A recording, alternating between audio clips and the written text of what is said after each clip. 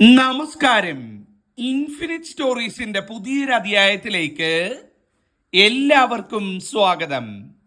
ഞാൻ ഇന്ന് പറയാൻ പോകുന്നത് വളരെ പ്രധാനപ്പെട്ട അറിഞ്ഞിരിക്കേണ്ട ചില സത്യങ്ങളാണ്. ഞാൻ ഈ പറയുന്ന നാളുകളിൽ ജനിച്ച ഒരാളെങ്കിലും നിങ്ങളുടെ വീട്ടിലുണ്ടോ? ഉണ്ടെങ്കിൽ തീർച്ചയായിട്ടും നിങ്ങൾ അറിഞ്ഞിരിക്കേണ്ട ഞെട്ടിക്കുന്ന ചില സത്യങ്ങളാണ് ഇന്ന് പറയാൻ പോകുന്നത്.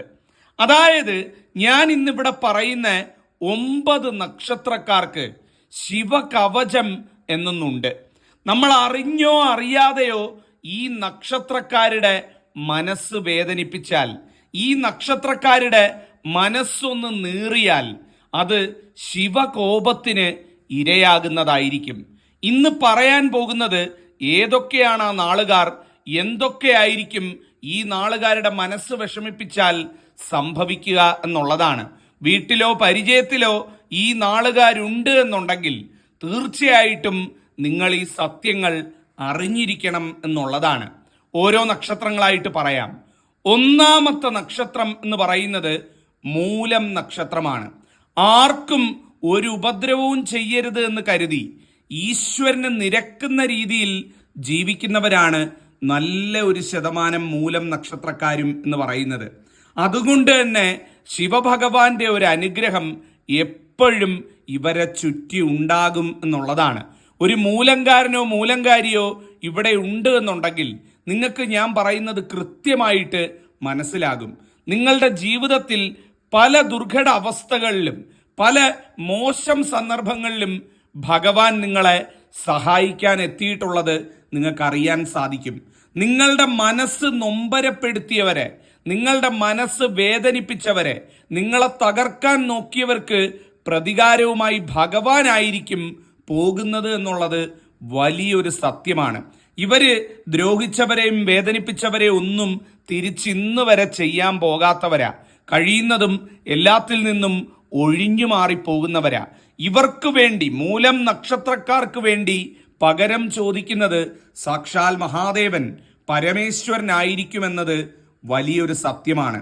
ഒരുപാട് അപവാദങ്ങള്, കുറ്റപ്പെടുത്തലുകള്, മനപ്രയാസങ്ങള് ഒക്കെ ചുറ്റും നിൽക്കുന്നവരിൽ നിന്ന് അനുഭവിക്കേണ്ടി വന്നവരാണ് മൂലം നക്ഷത്രക്കാരെന്ന് പറയുന്നത്.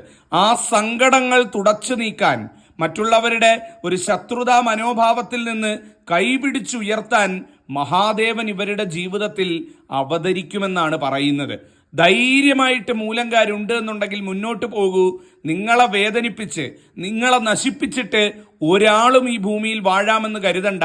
നിങ്ങൾ ഭഗവാന്റെ അനുഗ്രഹത്താൽ, പരമേശ്വരന്റെ അനുഗ്രഹത്താൽ നന്നായി വരുന്നതായിരിക്കും. രണ്ടാമത്തെ നക്ഷത്രം എന്ന് പറയുന്നത് പൂരം നക്ഷത്രമാണ്. പൂരം നക്ഷത്രക്കാര് പൊതുവെ നല്ല ഭക്തരായിരിക്കും.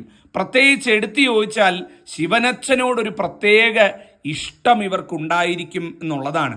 ഇവരുടെ മനസ്സൊന്ന് നൊന്താൽ, ഇവരുടെ മനസ്സൊന്ന് പിടഞ്ഞാൽ ശിവഭഗവാൻ അന്നേരം അവിടെ വരുമെന്നാ പറയുന്നത്. ഭഗവാൻ വന്ന് ഇവർക്ക് ആശ്വാസമായിട്ട് കൂട്ടിരിക്കുമെന്നാ പറയുന്നത്. ചിലപ്പോൾ ഒറ്റപ്പെട്ടു പോകും കേട്ടോ. ചുറ്റും ആളുകളുണ്ടെങ്കിൽ പോലും പൂരംകാർ ഒറ്റപ്പെട്ടു പോകുന്ന അവസ്ഥകളൊക്കെ ജീവിതത്തിൽ വരും. ആൾക്കൂട്ടത്തിൽ ഒറ്റപ്പെട്ടു പോവുക എന്നൊക്കെ പറയില്ലേ. ചുറ്റും എല്ലാവരും ഉണ്ടാവും, പക്ഷേ ഇവരെ മനസ്സിലാക്കാത്ത ചില അവസ്ഥകളൊക്കെ ഇവരുടെ ജീവിതത്തിൽ ഒരുപാട് ഉണ്ടാകുന്നതാണ്. അങ്ങനെ ഒറ്റപ്പെട്ടു പോകുന്ന സമയത്ത് ഇവർക്ക് ഹൃദയ സാന്ത്വനവുമായി സാക്ഷാൽ മഹാദേവൻ വരുമെന്നാണ് പറയുന്നത്. അങ്ങനെയുള്ള അനുഭവങ്ങളും ഇവർക്ക് ധാരാളം ഉണ്ടായിരിക്കുമെന്നാണ് പറയുന്നത്. ശിവാനുഭവങ്ങൾ ഒരുപാടുള്ള നക്ഷത്രക്കാരാണ് പൂരംകാരെന്ന് പറയുന്നത്. ഭഗവാന്റെ ഒളിഞ്ഞും തെളിഞ്ഞുമുള്ള പല അനുഭവങ്ങളും ഇവരുടെ ജീവിതത്തിൽ നമുക്ക് നോക്കിക്കഴിഞ്ഞാൽ കാണാൻ സാധിക്കും.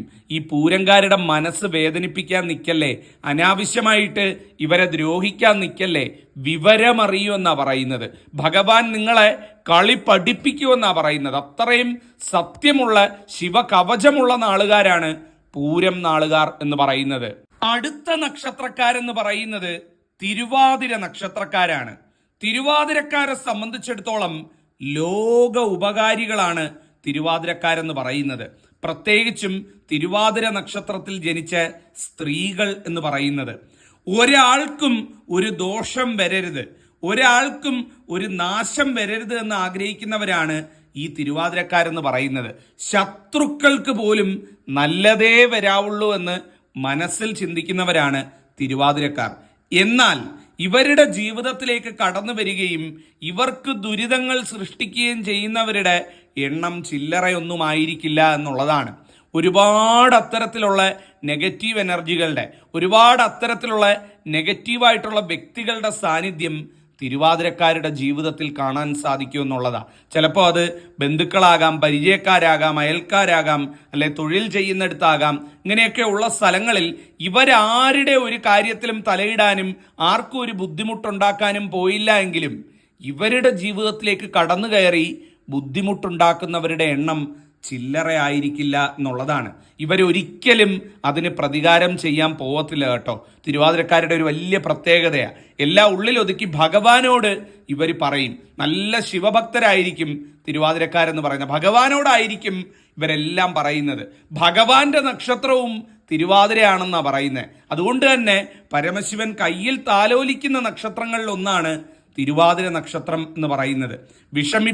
വിഷമിപ്പിച്ചവരോടും ബുദ്ധിമുട്ടിപ്പിച്ചവരോടും കരയിച്ചവരോടുമൊക്കെ ഭഗവാനായിരിക്കും ഇവർക്ക് വേണ്ടി പകരം ചോദിക്കുന്നത്. അതുകൊണ്ട് ഒരിക്കലും തിരുവാതിരക്കാരെ വിഷമിപ്പിക്കരുത്. അത് വിഷമിപ്പിച്ചാൽ അതിൻ്റെ ഫലം കിട്ടുക തന്നെ ചെയ്യുന്നതായിരിക്കും. അടുത്ത നക്ഷത്രം എന്ന് പറയുന്നത് ഭരണി നക്ഷത്രമാണ്. ജീവിതത്തിൽ ഏറ്റവും കൂടുതൽ സമാധാനപ്രിയരാണ് ഭരണിക്കാരെന്ന് പറയുന്നത്.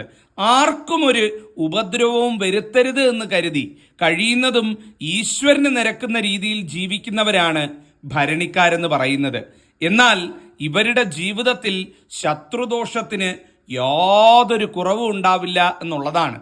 എങ്ങോട്ട് തിരിഞ്ഞാലും ശത്രുക്കളുടെ ദ്രോഹവും ഉപദ്രവവും ഒക്കെ കാരണം വല്ലാതെ വലയുന്ന നക്ഷത്രമാണ് ഈ പറയുന്ന ഭരണി നക്ഷത്രം എന്ന് പറയുന്നത്.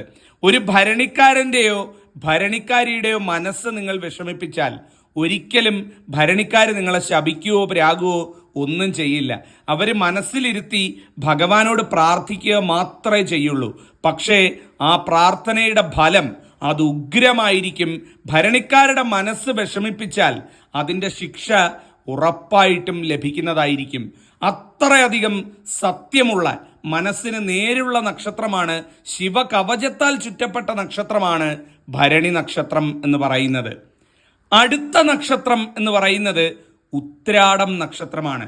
പരമശിവൻ തൻ്റെ തൃക്കൈയിൽ വെച്ച് ലാളിക്കുന്ന നക്ഷത്രമാണ് ഉത്രാടം നക്ഷത്രം എന്ന് പറയുന്നത്. ഭഗവാൻ ഒരുപാട് പരീക്ഷിക്കും ഉത്രാടംകാരെ, ഒരുപാട് പരീക്ഷിക്കും. പക്ഷേ ആ പരീക്ഷണങ്ങൾക്കൊടുവിൽ എല്ലാം നൽകി അനുഗ്രഹിക്കും എന്നുള്ളതാണ്.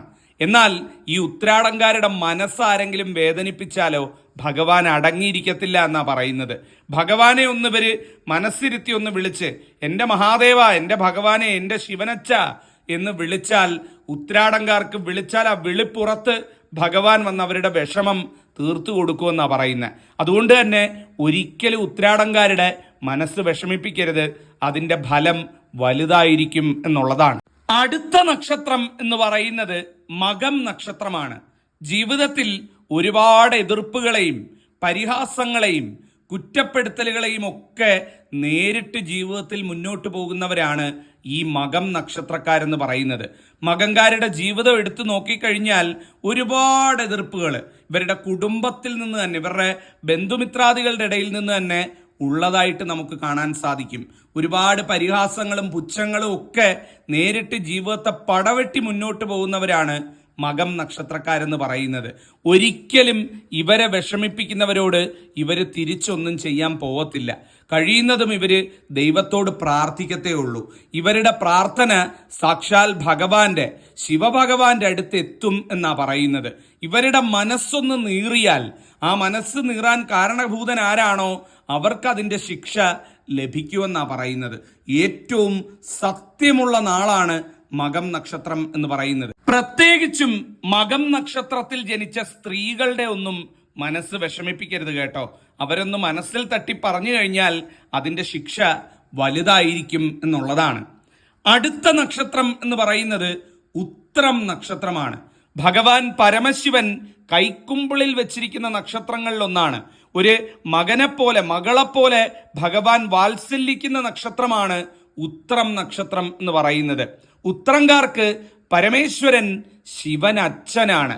ഒരുപാട് ഉത്രംകാരോട് ചോദിച്ചാൽ അവർ പറയും ഭഗവാൻ എനിക്ക് അച്ഛനെ പോലെയാണ്, ശിവൻ അച്ഛനാണ് എന്ന് പറയുന്നത് കാണാൻ സാധിക്കും. ഇത് അവരിൽ അലിഞ്ഞു ചേർന്നിരിക്കുന്നതാണ്, അവരുടെ ആത്മാവിന്റെ ഭാഗമാണ് എന്നുള്ളതാണ്. ആ ശിവനച്ഛന്റെ അനുഗ്രഹത്തോടു കൂടി ജീവിക്കുന്നവരാണ് ഉത്രംകാരെന്ന് പറയുന്നത്. ജീവിതത്തിൽ ഒരുപാട് പരീക്ഷണങ്ങളൊക്കെ ഉണ്ടായാലും ഭഗവാൻ കൈപിടിച്ചുയർത്തുന്ന നക്ഷത്രമാണ് ഉത്രം നക്ഷത്രം എന്ന് പറയുന്നത്. ഉത്രംകാരുടെ മനസ്സ് ഒരിക്കലും വിഷമിപ്പിക്കരുത്.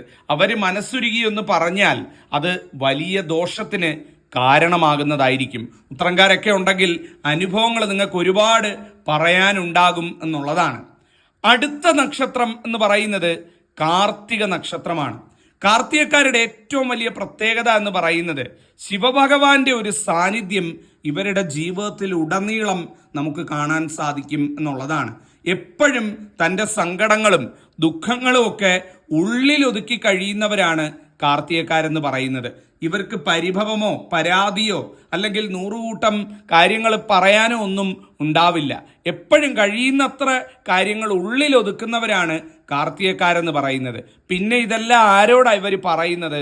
സാക്ഷാൽ മഹാദേവനോട്, ശിവനച്ഛനോട് പറയുന്നവരാണ്. ഇവരുടെ ഓരോ പ്രാർത്ഥനയും മനസ്സിന്റെ ഓരോ സ്പന്ദനവും ഭഗവാൻ അറിയുന്നു എന്നാ പറയുന്നത്. ഭഗവാൻ അത് അറിയുന്നത് കൊണ്ട് തന്നെ ഒരു കാരണവശാലും കാർത്തികക്കാരുടെ മനസ്സ് വിഷമിപ്പിക്കരുത്. അവരെ ദ്രോഹിച്ചു കഴിഞ്ഞാൽ ശിക്ഷ ഉറപ്പായിട്ടുള്ള കാര്യമാണ്. അടുത്ത നക്ഷത്രം എന്ന് പറയുന്നത് ആയില്യം നക്ഷത്രമാണ്. അടിസ്ഥാനപരമായി ആയില്യംകാര് ശിവഭക്തരായിരിക്കും എന്നുള്ളതാണ് ഏറ്റവും വലിയ സത്യം. ഒരാപത്ത് വന്നു കഴിഞ്ഞാൽ, ഒരാവശ്യം വന്നു കഴിഞ്ഞാൽ ആദ്യം വിളിക്കുന്നത് എൻ്റെ ശിവനച്ച എന്നായിരിക്കും. അത് കഴിഞ്ഞിട്ടേ ബാക്കി ഏത് ഈശ്വരന്മാരെയും ആയില്യംകാര് വിളിക്കുകയുള്ളൂ എന്നുള്ളതാണ്. ഇത് ആയില്യത്തിന്റെ ആ ഒരു നക്ഷത്രത്തിന്റെ ഏറ്റവും വലിയ പ്രത്യേകതയാണ്. ശിവനച്ഛനെ ആയിരിക്കും ആദ്യം മനസ്സിൽ വിളിക്കുന്നത്.